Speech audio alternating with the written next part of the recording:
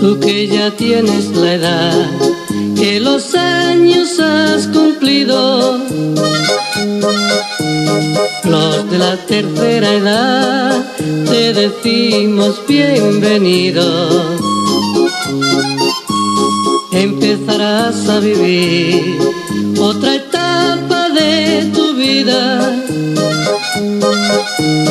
que si la sabes vivir está llena de alegría. Si me quieres escuchar, te voy a dar un consejo. Pásate por el hogar a conocer compañeros.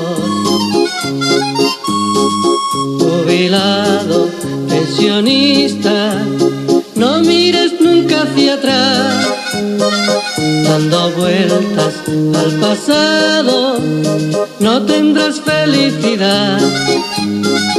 Y lo malo de tu vida tú lo debes olvidar y vivir con alegría, con amor y libertad.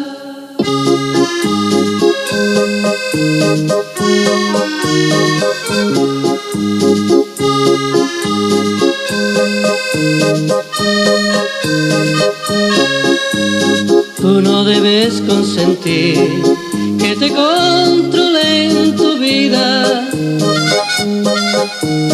Tú tienes que decidir cómo tienes que vivirla. Y si el destino te tiene sola, solito en la vida, no pienses el que dirá y búscate compañía. Y si encuentras un amor que puede llenar tu vida,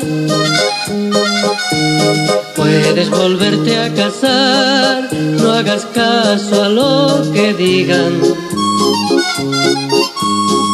Jubilado, pensionista, no mires nunca hacia atrás, dando vueltas al pasado no tendrás felicidad.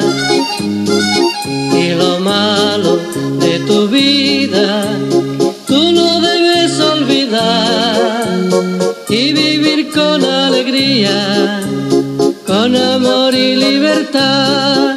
Jubilado, pensionista, no mires nunca hacia atrás, dando vueltas al pasado no tendrás felicidad. Y lo malo de tu vida